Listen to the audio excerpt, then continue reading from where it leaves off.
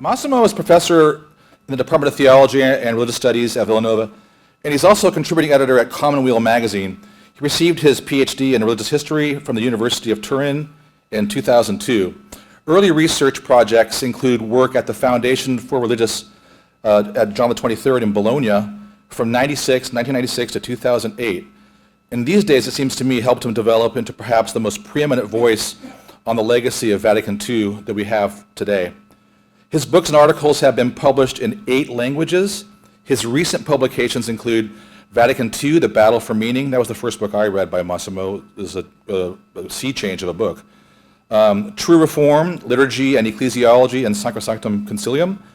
Sorting Out Catholicism, A Brief History of the New Ecclesial Movements. Both those last 2 are from Liturgical Press. Pope Francis, Tradition and Transition from Paulus in 2015.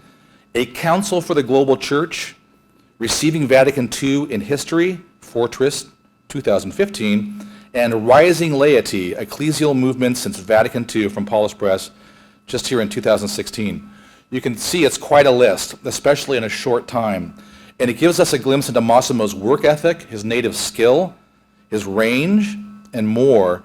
For my part, I always enjoy hearing Massimo speak about the church in America, and I've come to view him as kind of the Alexis de Tocqueville of the American church, a European who supplies so many astute and needed insights about American church and culture. Now, he may have a leg up on de Tocqueville in this one regard, as he is married to an American. His wife, Sarah, is from Oregon. So without further ado, let's welcome Massimo to the stage and or the podium, and thank you very much.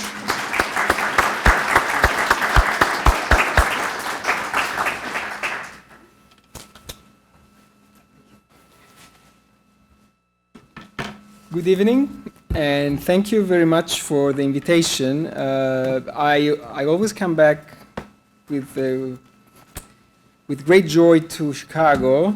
One reason is because I got married in Chicago, so that was. But the second reason, and that has to do with Loyola, is that I was here the first Thursday or Friday of April of 2016, the very day Amoris Laetitia was published, and on Monday we have the new exhortation. So it's becoming kind of a tradition. So I am very happy to be here and to discuss with my colleagues with whom we have interacted last week before Villanova won the championship. So sorry about that. So here, what I'm going to do is to divide my observations about 5 years of Francis in 3 parts. The first part will be more theological, so what Francis has done that is significant theologically. The second part, more specific about the ecclesiology of Pope Francis, his vision of the church. And the third one, even more specific, about the geopolitical aspect of this pontificate after 5 years. So here, the first thing that it's kind of obvious, but not really, is that one of the things that makes of this pontificate a very important one is that it has become more clear than before that being Pope is about being a Christian, and it's about the gospel of Jesus Christ. So that and with this, I don't mean in any way that he is a Christian and his predecessors were not. I mean, it has nothing to do with that. But being Pope with Francis has become more visibly not something about the gospel of Jesus Christ. It has become something of the gospel of Jesus Christ. And as you know, reconciling the papal ministry, the Vatican, the Roman Curia with the gospel, it can be quite a challenge for a number of reasons. So this pontificate is appealing, first of all, for that, I think. There's a second reason that in in the recent history of the theology makes of this pontificate something very interesting, is that Pope Francis has challenged, I don't know how consciously, I think quite consciously, but maybe not completely aware of the consequences, has challenged something that had become something like a mantra in the early 2000s, which is the mantra of the hermeneutic of continuity. I think it's impossible to understand Catholicism, the Catholic Church, theology, the tradition, in terms of continuity versus discontinuity. This has been one of the biggest misunderstandings that followed the speech of Pope Benedict in 2005. So Francis has clearly made a case for the impossibility to frame Catholicism in terms of continuity versus discontinuity. He has said that a few times directly, but mostly indirectly. So what he has said and he has made clear in many ways is that the most important continuity that the Church must have is with the gospel of Jesus Christ, and the continuity with the gospel of Jesus Christ requires some kind of discontinuity with the previous history of the Catholic Church. And this is something uncomfortable, it's something that can be risky, and it is risky. But the interesting thing of Francis, theologically, is that he's challenging the idea that there is a continuity that is Catholic, and a discontinuity that is non-Catholic, or heretic, or liberal, or whatever. He has basically said this, that Christianity and Catholicism, in Catholicism, Christianity is not something that is accomplished, that has been accomplished at some point in the past, recent past or distant past. It's something that needs to be realized. And to do that, to continue in this effort, we shouldn't be afraid of acknowledging that there are some discontinuities in the way we do things, in the way we say things, in the way we think things. So this is, for a theologian, a tautology. It's not big news. It's different when the Pope says that. So this is the interesting thing. So as an academic theologian, sometimes I think Francis should have been able to create more bridges with academic theologians, signaling more closeness between his theology and those who are theologians by profession. At the same time, he has made a very clear argument for the theological essence of his pontificate, which is not obvious for the papacy. So, and this is interesting because one of the difficulties of this pontificate is that it has arrived at a particular moment in church history, which means after the pontificate of one of the most important theologians of the 20th century. So it was a very hard act to follow.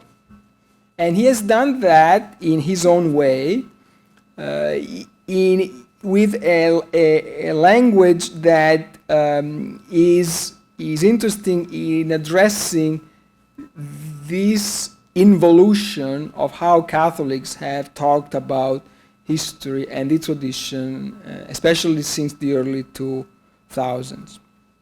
So that's the first point. Second point is this, is that Francis has made clear that it's not that his pontificate is not about changing the church, to paraphrase an interesting book that has been published recently, but it's a church that has always changed. This is interesting because Francis, in something that is counterintuitive for the Bishop of Rome, for how we understand the role of being Pope, is more afraid of a sense of dead quiet than of chaos. This is, in this, he has challenged significant assumptions that Catholics have been educated in. That being a Catholic is for a sense of order. So this is not Francis. So this is very interesting, I think, not just from a cultural point of view, but from a theological point of view.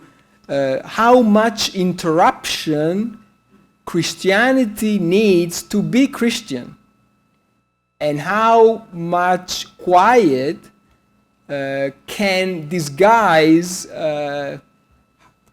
hypocrisy and a certain sense of complacency.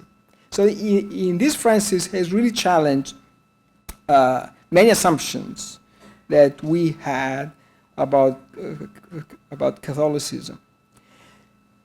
A third thing that is interesting in the way Francis has changed our assumptions on Catholicism is that he has obviously reversed a few positions in the ideological spectrum of Catholics. I mean, those who used to be liberal Catholics until 2013 now tend to be ultramontanists, and those who are ultramontanists now tend to be liberal Catholics. So this is obvious. One less obvious thing is that, and in this Francis has been very open in encouraging discussion, is that a more conservative Catholic culture that for a few decades had become used to not using the tools of critical thinking, looking at the papal teaching, now has been pushed to become critical again of papal teaching by a pope that they don't like. This is quite remarkable. It is quite remarkable. So here, I think we should welcome the return of critical thinking in some quarters of the Catholic Church, where critical thinking had been described in the last few decades as disloyal, disrespectful. I think this moment is, in some days, especially if you are on Twitter, can be depressing. But at the same time, it's a kairos, I think, because it's a rebalancing of what it means to be faithful, what it means to be critical. So we are discovering the complexity of these ideas. Now, there's no question that the most critical moment and point of this pontificate has been that period of time between the two synods of the bishops, 2014-2015, and the publication of Amoris Laetitia following the two synods in April 2016. So this is, for certain, the most critical and I think the most revealing moment of this pontificate, because Francis, who I believe is very much a Vatican II Pope, a post-Vatican II Pope, in a different way from John Paul and from Benedict, here Francis has shown, I think, a remarkable freedom from that foundational event, Vatican II and the post-Vatican II, in addressing one theological issue, which is the relationship between the gospel and the law. And Vatican II was, I would say, overly confident in the fact that the gospel can permeate the law of the church, first of all, and that there can be no real tension, no real contradiction between the law and the gospel. As you remember probably, so one of the most interesting acts of John Paul II, 1983, the publication of the new Code of Canon Law, is that this law is an expression of the Second Vatican Council. And he used infallibility to prove that, by the way. So here Francis, I think, has shown a different theology, saying there is a fundamental tension between the gospel and the law. And we should embrace that tension. We shouldn't solve that tension completely. So this is fascinating of the way Francis thinks. He thinks that the whole Catholic genius is keeping things in tension without solving completely that tension. Because if you solve that tension, you will destroy that delicate balance. It is like a dancer.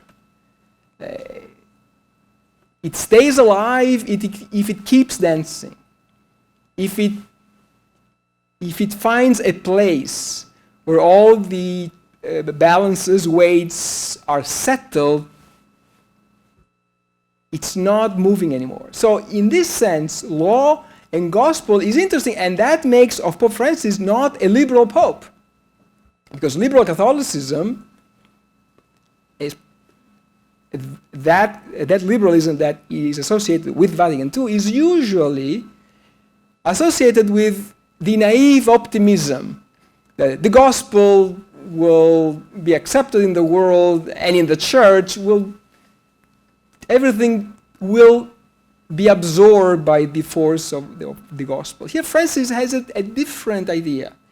And I think that the whole debate on marriage and divorce, it's about how much the church can live with the law alone, and how much the gospel can be a balancing factor of the legal element which is necessary. So one of the things that went unnoticed in this pontificate is that Francis has legislated a lot. So one canon lawyer from Germany counted, and he legislated on average per year 50% more than Pope Benedict. He believes in the law. I mean, he's not an improviser, but he thinks the whole discourse right now needs to be rebalanced with the gospel, which is really part of his understanding of why Vatican II is important. So here again, one of the biggest differences between Francis and his predecessors, obviously, is that he was not at Vatican II. In his biography, Vatican II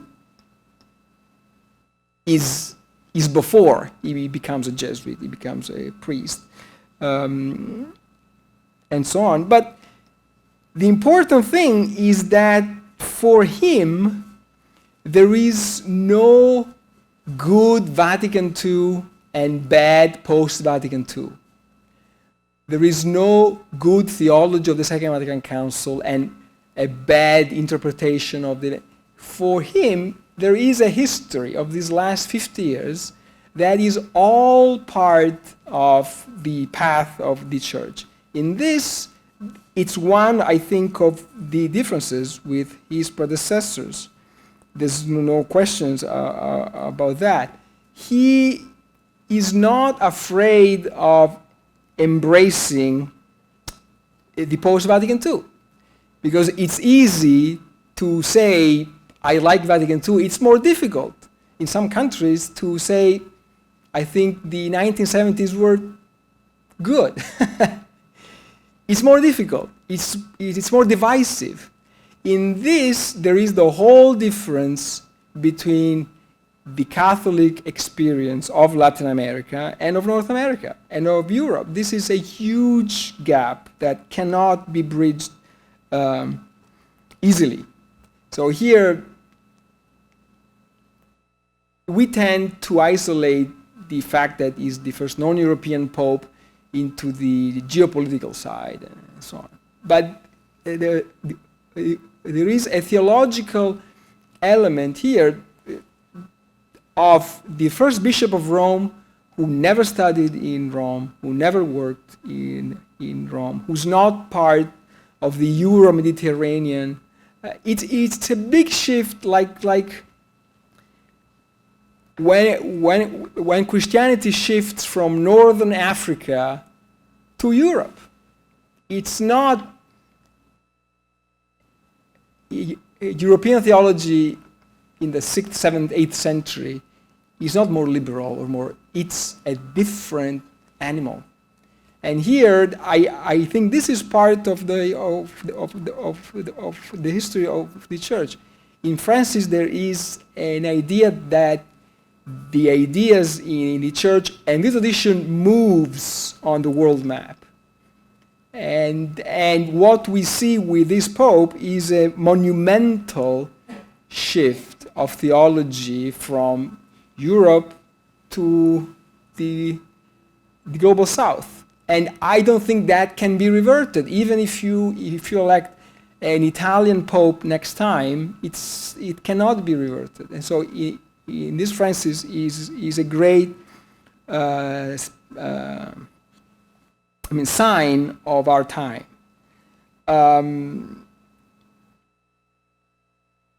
In this sense, as an historian of the Second Vatican Council, in these last few years, I received many blessings. One was that my first 5 years in the US were under Benedict, and the other 5 years were under Francis. That was a great gift for me to be here and to see that shift from one pope to another. Also to understand one thing is that the whole debate about Pope Francis and Amoris Laetitia is fundamentally another version or a subset of the debate, and as we have seen lately, a subset of the opposition to the Second Vatican Council. I have to be honest here. So this church in the West is a Vatican II church. It's also a church and a theological tradition that in these last 50 years has not produced a series of commentaries on the Second Vatican Council that have been published in Germany, in Italy, in France, in Spain, in Korea, and not in the richest of the churches in the Western world. So this says something, I think.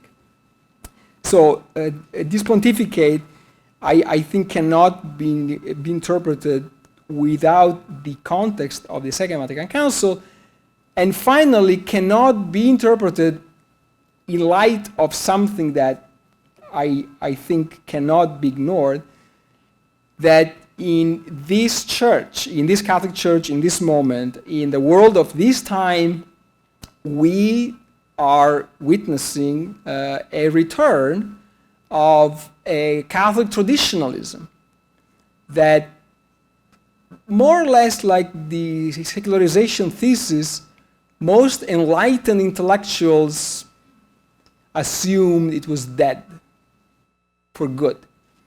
It is back. And it's something that I don't think will be reabsorbed.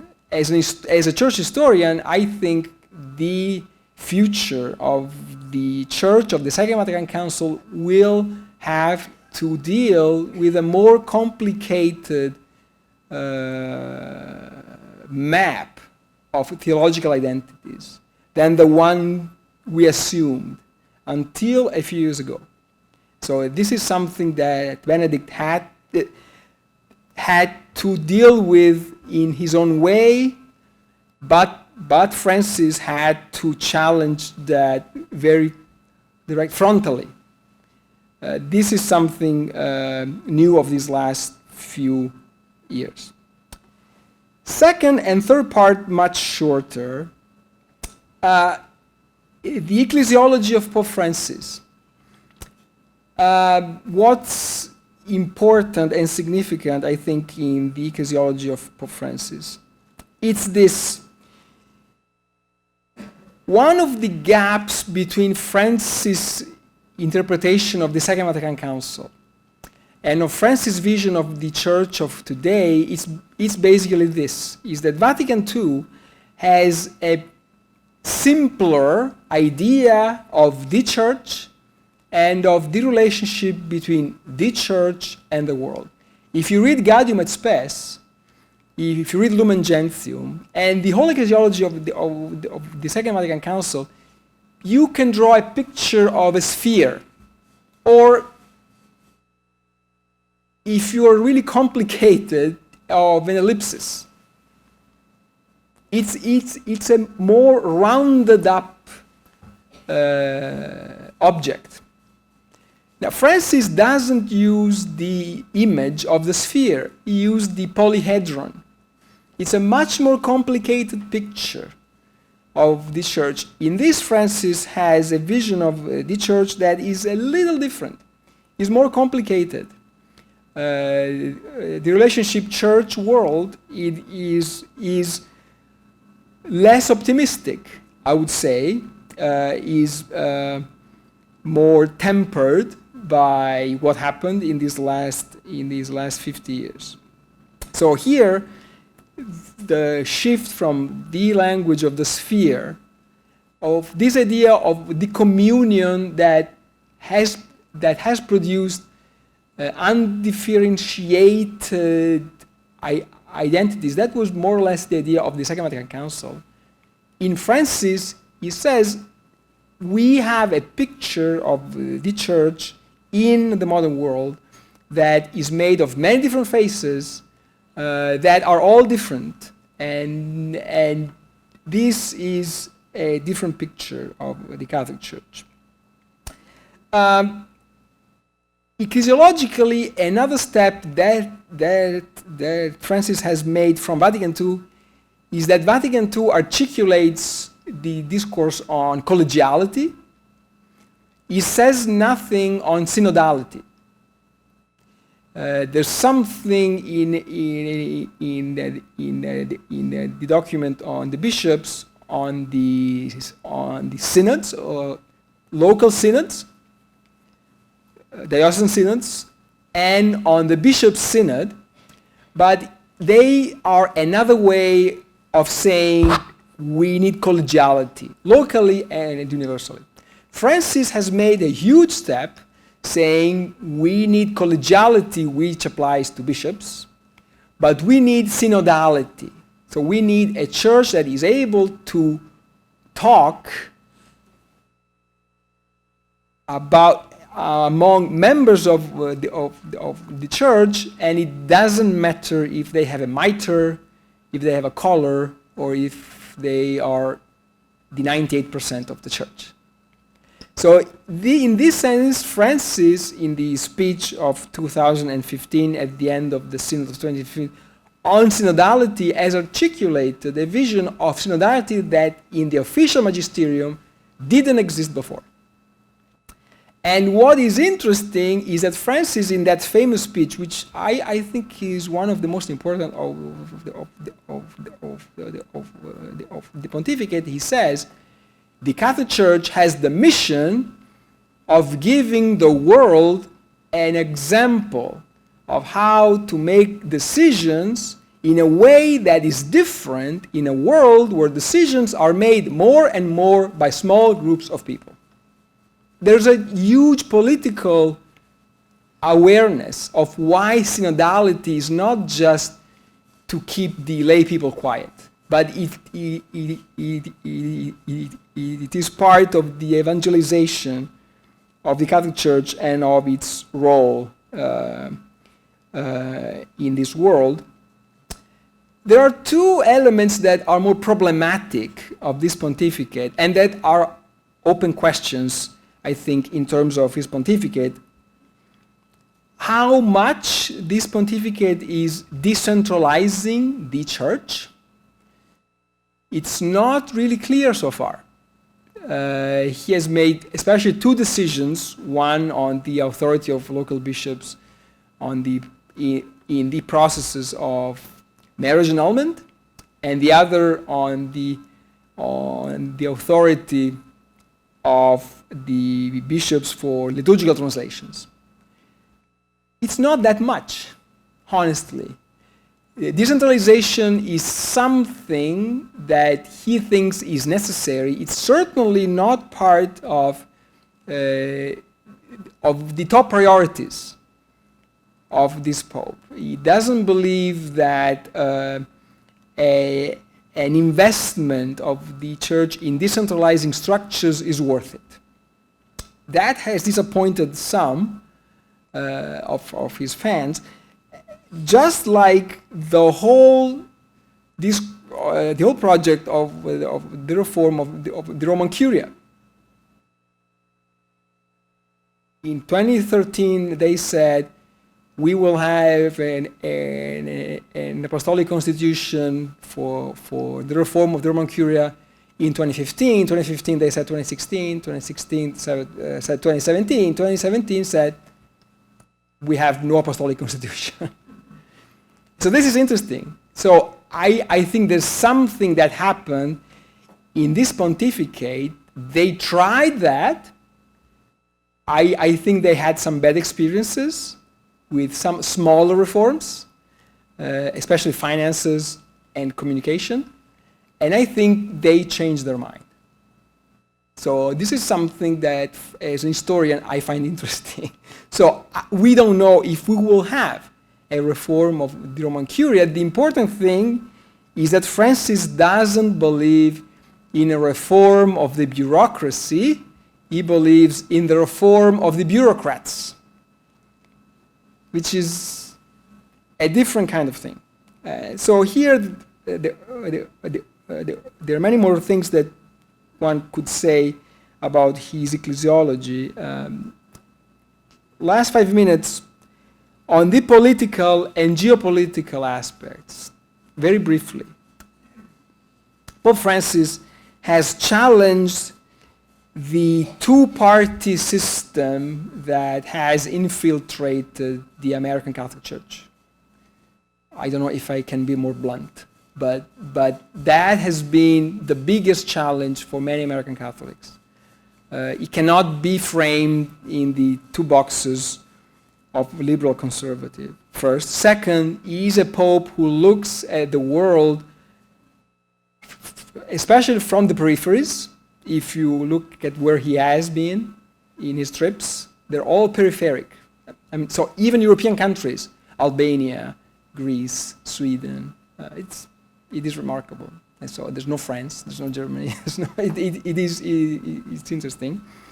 Third, for him, America is not that important in the world, which is a big change from John Paul II, Benedict, and even Paul VI. So for him, there's no exceptional mission of the United States. There's no exceptional role of the American Catholicism. So this is something that has created, I think, part of the resistance. He's a pope that has to face different kind of geopolitical winds in a world that is becoming more nationalist, more ethno-nationalist, where we see this new fashion of the strongman. All major countries in the world have strongmen or men who think they are strong. India, China, Russia, the United States. It is remarkable. It's not the world of John Paul II or even Benedict. So in this sense, Francis has in front of him of his face a different kind of church. And last point, he is dealing with a global church where we now see globalization with its discontents. We have been disabused of the idea that a more global church is a better church. Maybe. It's also much more complicated. Way, way more complicated.